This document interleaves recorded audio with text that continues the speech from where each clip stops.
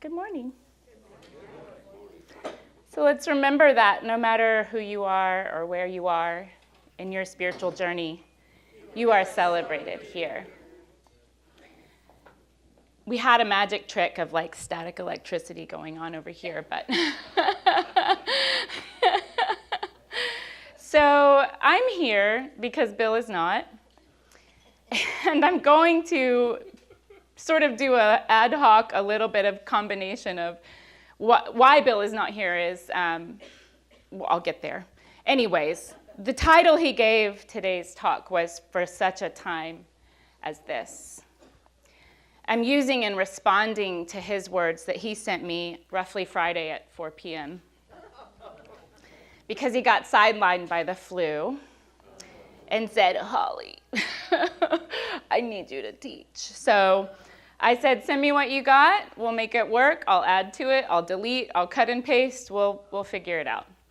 So in some way, we're more in one of our dialogue teachings than we are in just a me or just a Bill moment.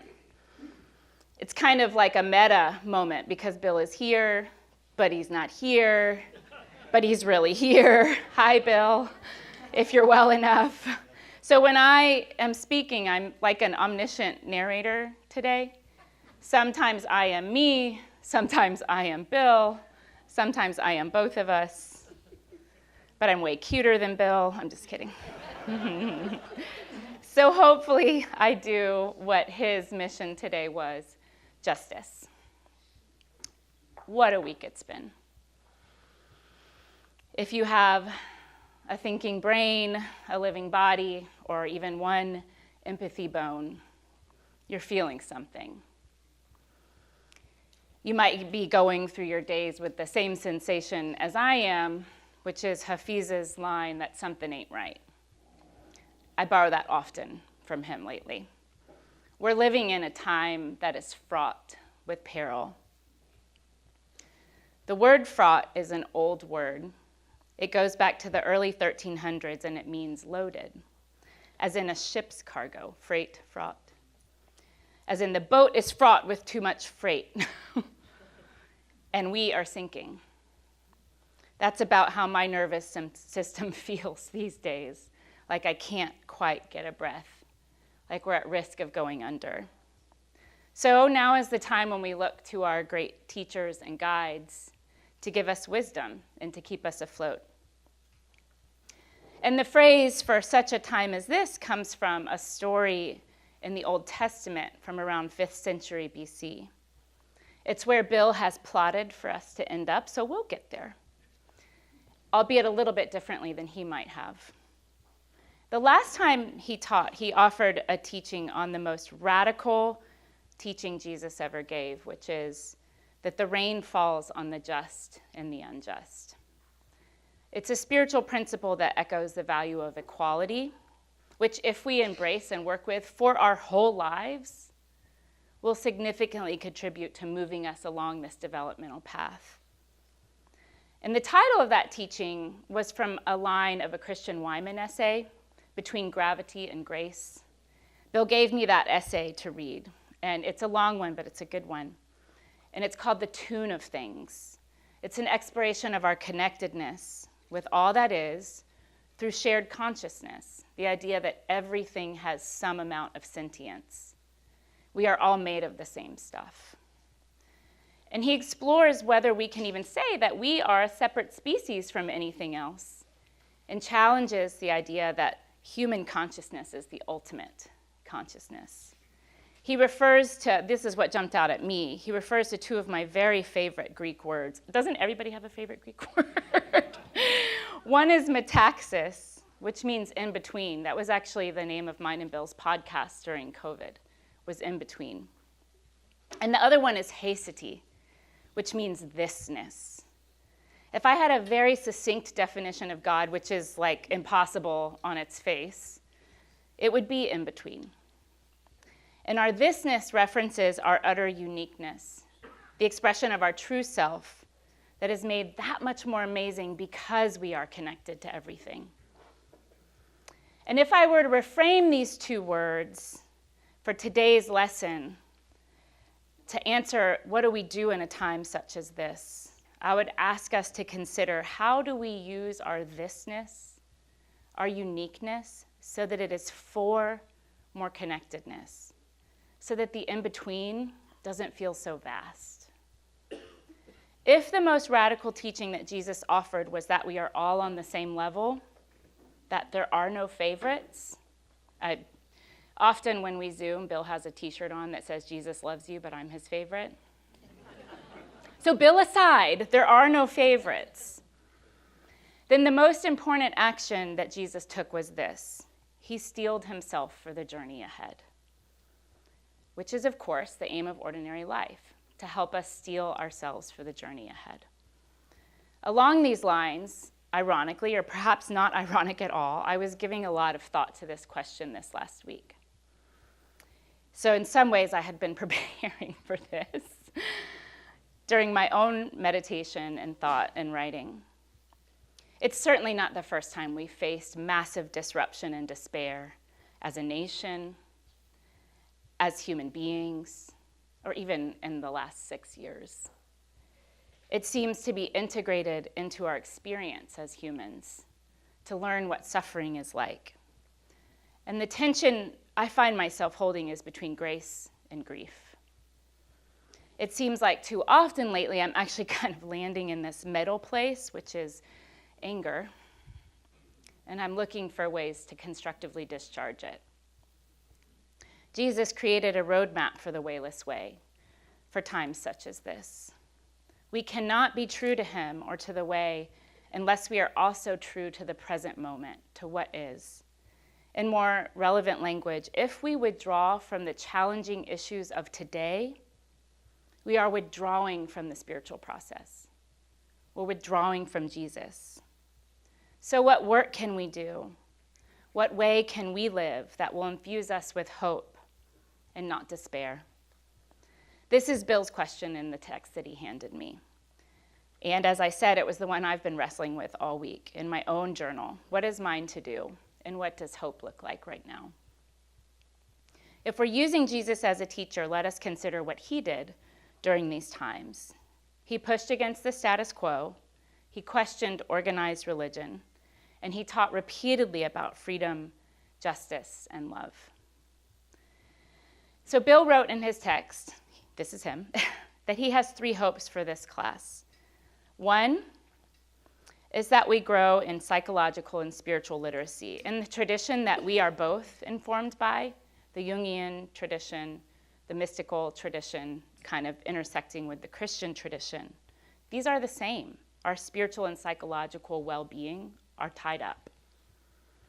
What does it mean, and what tools can we use to move from dualistic to non-dualism as a way of being in the world?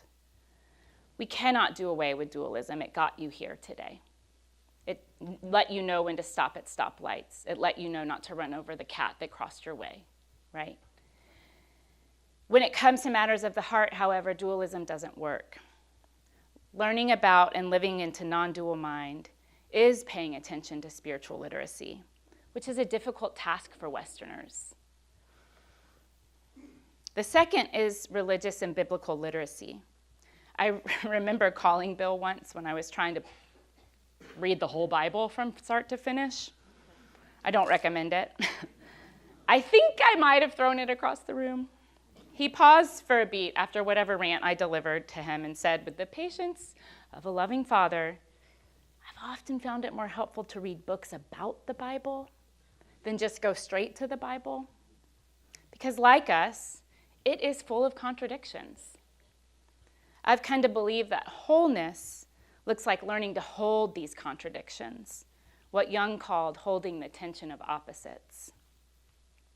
Because we are in this culture, the religious teachings most focused on in this class are about Jesus.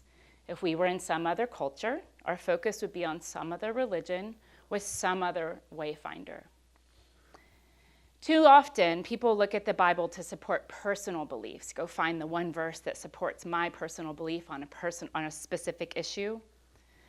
It's used often to separate the self from the other, to judge or discriminate without being able to say how the Bible came to be, the document that it is. So, for example, Bill has been immersed in the Gospel of Matthew. Because it's first in the New Testament, many people think it was written first. Not at all. Mark was actually written first. And further, it was not written by a guy named Matthew. I saw this funny meme the other day of a guy trying to figure out how Jesus met 4 guys with Anglo names in the Middle East. Dunno. So the Gospel of Matthew was put together sometime in the 90s, some 60-odd years after Jesus' crucifixion.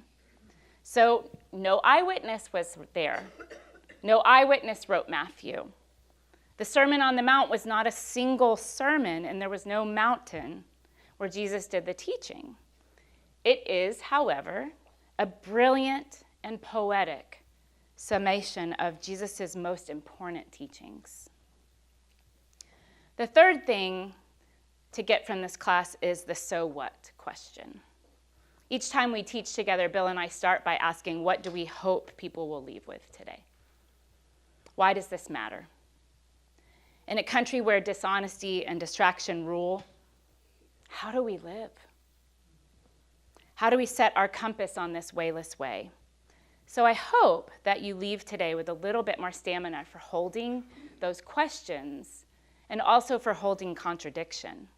I hope we leave with our compass pointing a little bit more towards our thisness, how it is both different and similar to others, and how it can help us align with what is ours to do. So back to non-duality for a minute. Dualism experiences the world in separations and opposites. Me versus you, us versus them, right versus wrong, sacred versus secular, success versus failure, winners versus losers, immigrant versus citizen. The dualistic mind sorts, judges, ranks, and defends. It has its uses. It's not inherently bad. It can keep us safe. It lets the pilot know which runway to land on, and the surgeon to remove the appendix from the right place, not from the brain.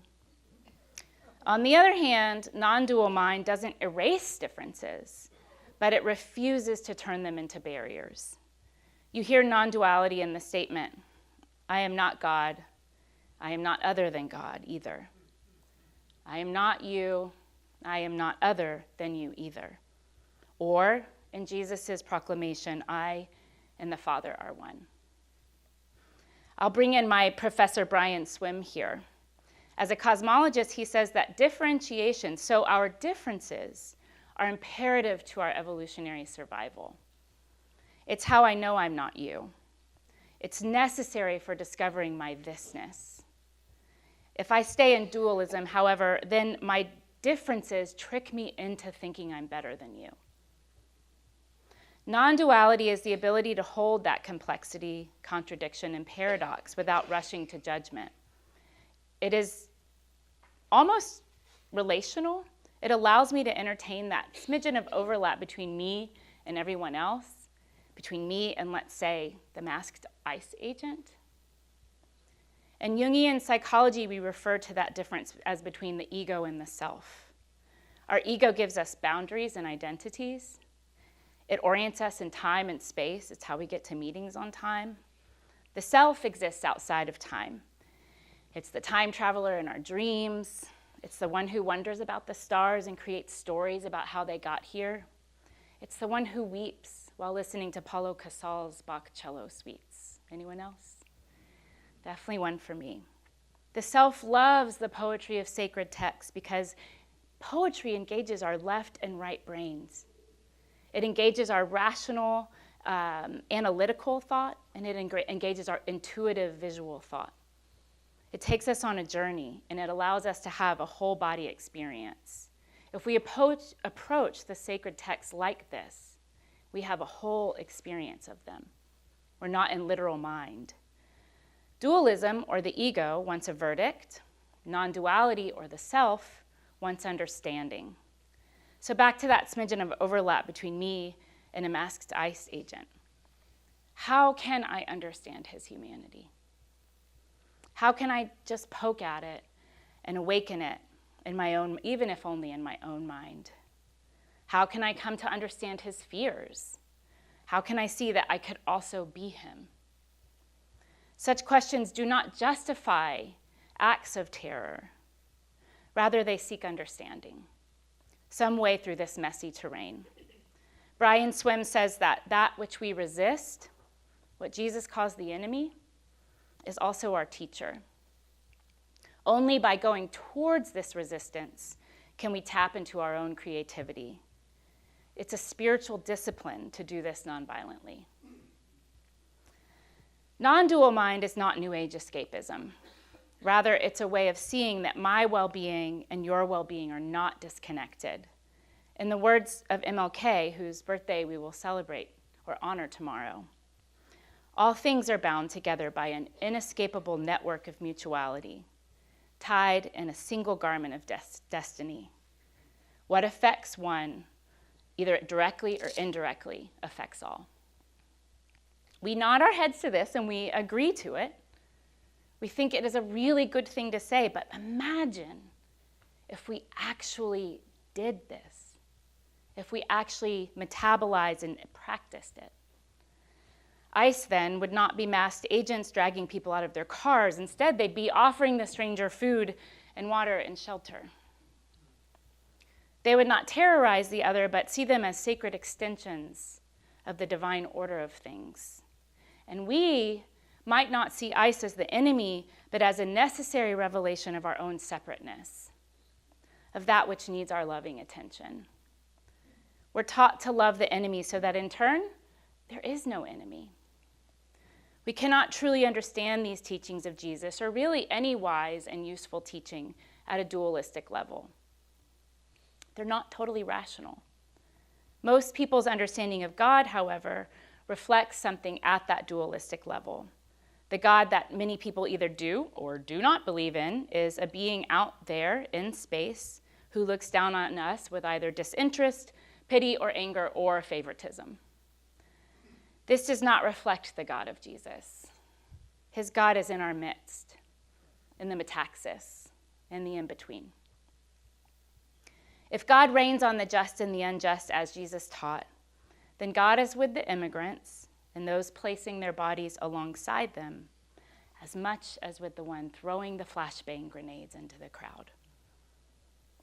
There was one thrown into a family car of a 6-month-old. God was with the 6-month-old. God was with the mother who gave him CPR so that he can make it to the hospital. It is so hard for me to hold that God is in all of that. I want to resist it, which also means I need to go toward it. We're left with some reflection on the spiritual purpose of all of this. It leaves us wondering, how did we get here?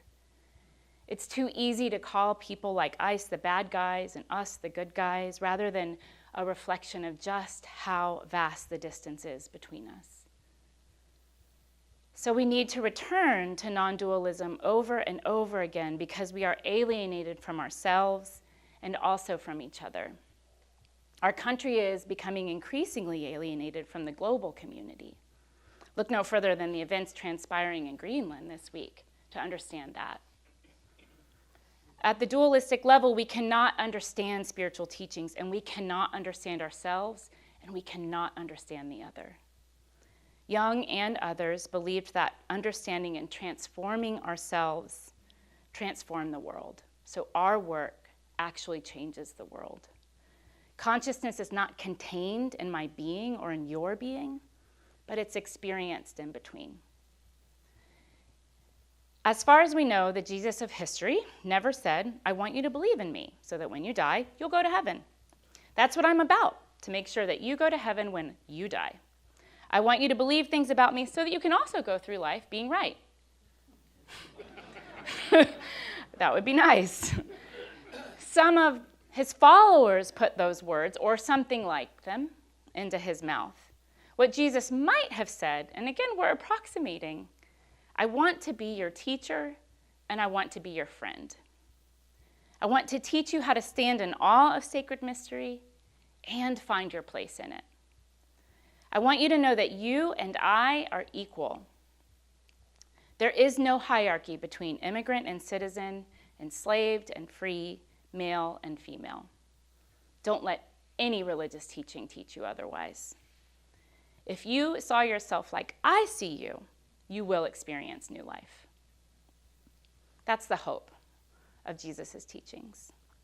And in cosmological terms, it's only when we really get to know our differentiated self that we can also experience our relatedness. It's only when I know how I am not you that I also know how I am you. It's a paradox. It's not rational. Through differentiation, we experience communion, oneness or wholeness. In short, love. Some got these teachings. These are the mystics. These are the ones who are living with that contradiction. I keep doing this, and y'all, my 3 teenage boys. The 6-7 thing, I don't understand it, and now it's like in my body to do this. The score to the basketball game yesterday, to my son's basketball game at some point was 6-7. And I found myself going like this. Is anyone living around teenagers right now and you know what? Help. Okay, so back to the teaching. Some got these teachings, some didn't. But those who did started a movement that, however corrupted it got throughout history, is still here. So it begs for our attention. It's pretty powerful. How did this happen? How did Jesus take a group of no more than 20 or 30 people and start a movement that became such a potent force that Constantine used it to solidify the power of the Roman Empire? I'm borrowing straight from Bill because this is the religious and biblical literacy part. If he were here, he'd take over. Jesus did 3 things at the very beginning that set him apart from other teachers of his time, like John the Baptist. First, he chose people he would empower to do what he did, to spread the word. Second, he performed acts of healing.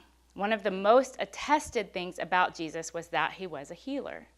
Further, he frequently told people not to tell anyone about their healing, which means as soon as you ask someone not to tell somebody something, then it spreads like wildfire, right?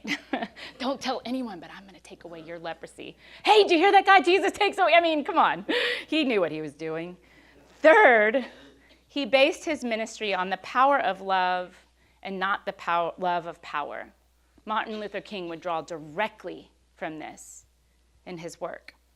He tapped into this thread so that we so fundamentally longed for something so human, to love and to be loved, to belong, to know where and how we fit. These were not the only things that set him apart. He also connected with people at the bottom, people who felt they had nothing to lose. He told them they mattered, which no one else was doing, and that if they followed his teachings, they could have new lives, transformed lives, and healed lives. Judaism had a history of religious prophets, and when they spoke, people listened.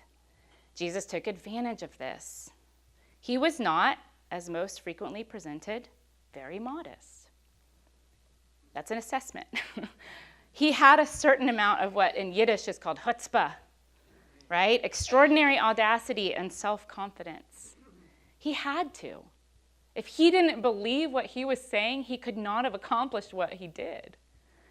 He led a movement that would go up against his own religion and against the most powerful political empire ever known. Here's my interlude. I'm reading a book right now by Deepak Chopra called The Third Jesus. It is really useful to read a book about Christianity or Jesus from a non-Christian perspective. Kind of puts it in its place a bit. He writes that there are 3 Jesuses. One is that the Jesus of religion, who was created by the church to fulfill an agenda.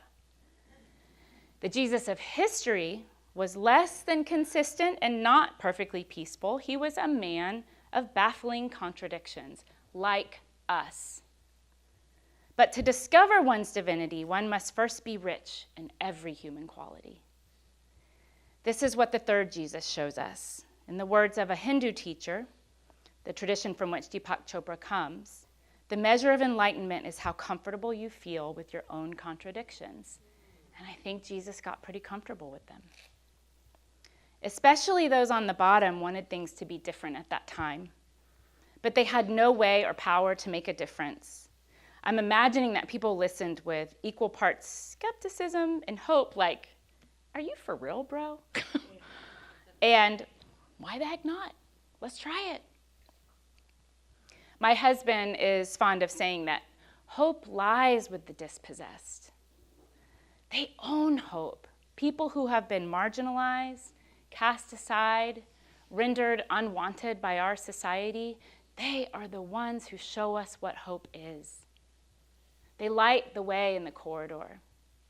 They are the candle in the night. Because to refuse hope is to refuse life.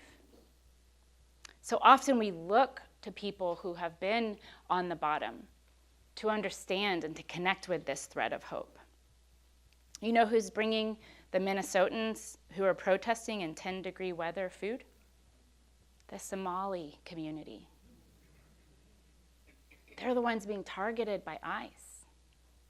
And they're courageous enough to come out and say, let us feed you, for it is cold. Keep in mind that at the time of Jesus, there was a belief.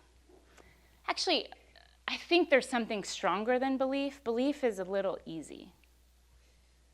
It's a yearning, a longing, that someone would come to lead the Jewish people out of bondage, that someone would come to, as the Pharaoh, did anyone go to a Christian camp? Oh, baby, let my people go. We had a whole thing.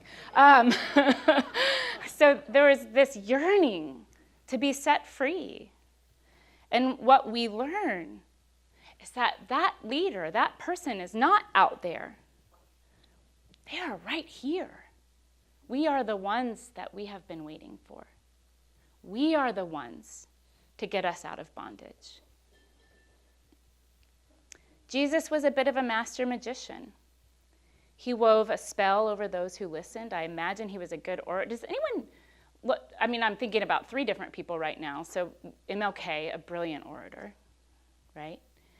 James Tallarico is a really good orator. I'm kind of spellbound. I mean, the reels find me all the time on Instagram, and I listen to the whole 6.5 minutes every time. He's a good orator.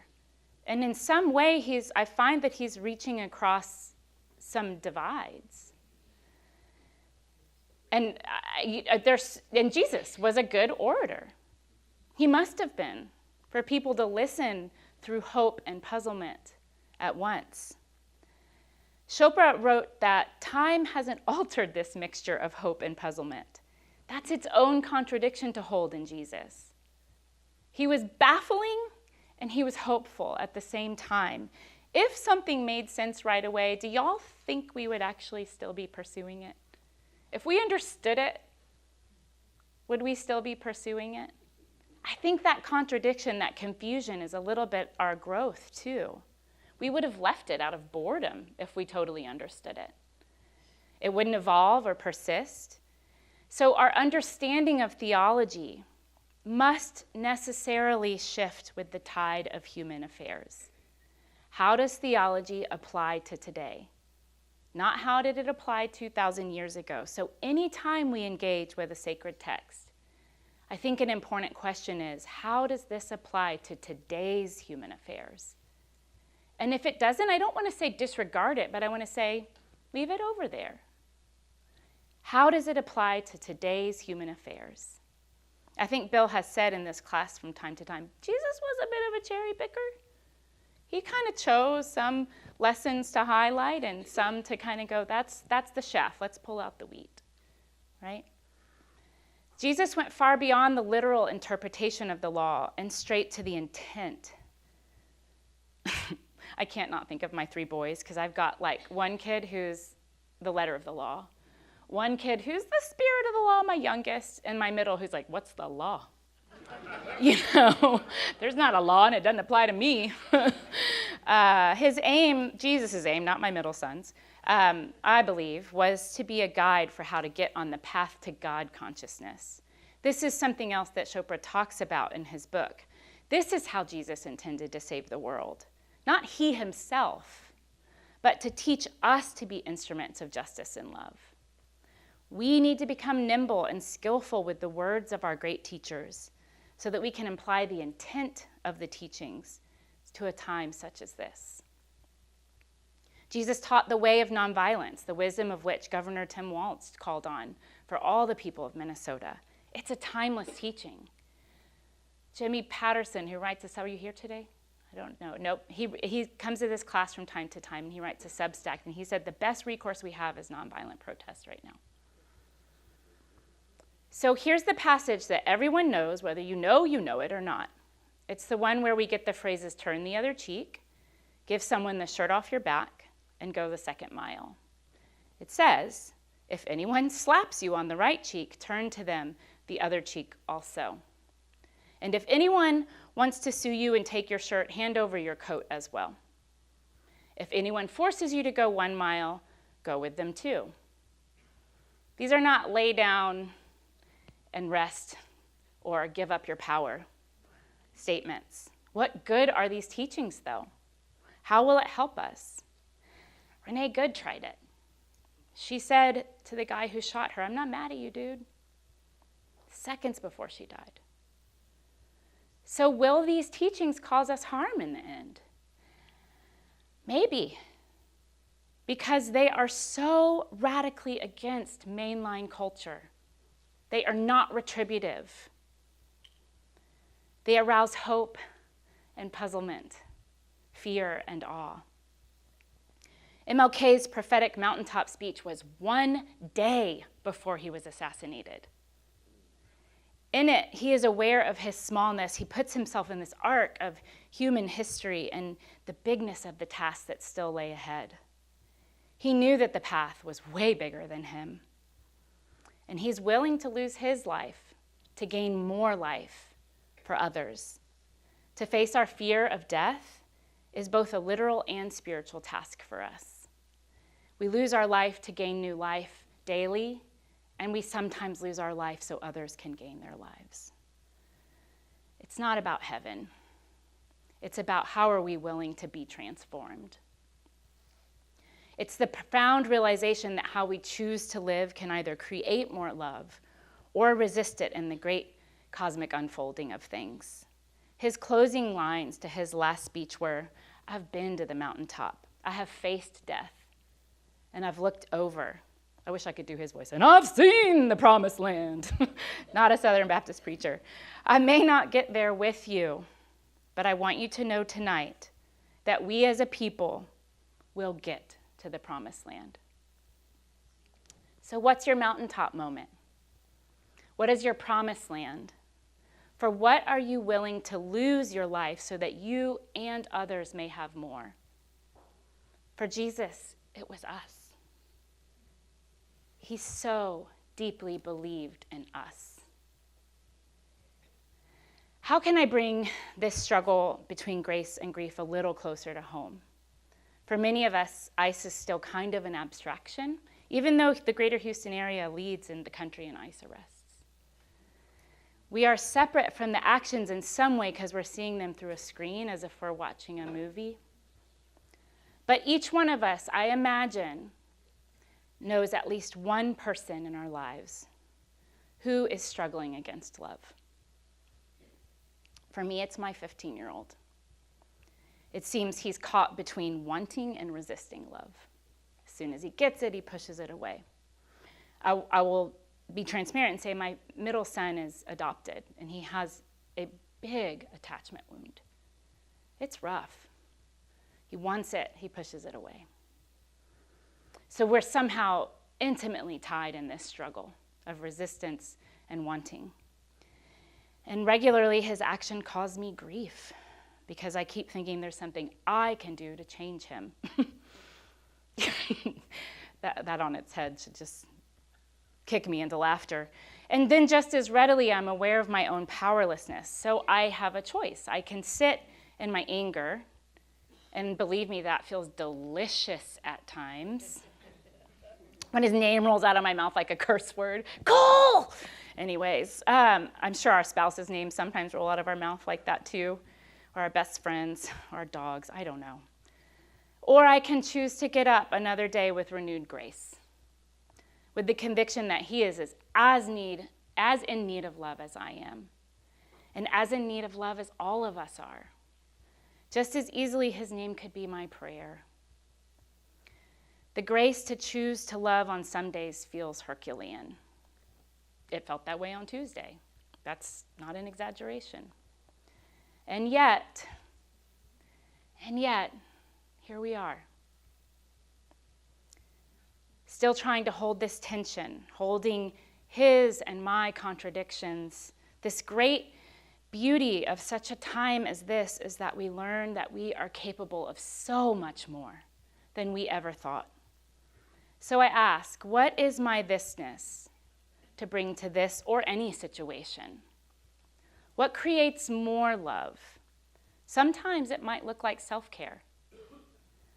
If your system is on edge, if you're in danger of reacting with the serpent or the sword, then it's time for self-care. It's time to take a minute, because tomorrow will present you with a new choice. Sometimes the thing we resist the most is ourself. That's something to go toward. So here's to quote directly from Bill, the text he sent me. This is the bit on religious literacy. The only way to strike someone on their right cheek would be either with an overhand blow, right, or with the back of the right hand. In that world and time, a person didn't hit anyone with their left hand. That hand was used for untouchable matters. I'm imagining the bathroom. That meant if you wanted to slap someone, you had to backhand someone with your right hand. This was a way a superior hit an inferior, like this. We can imagine this, right? Social equals, however, fought with fists. I didn't know that. I love that I'm learning from Bill's text, as we all are. If an inferior turned the other cheek when hit, the only way the superior could continue the beating would be with an overhand blow with a fist, which would be treating the peasant as an equal. It may not have stopped the beating, but it would have been disconcerting for sure. He could continue only by treating the peasant as a peer.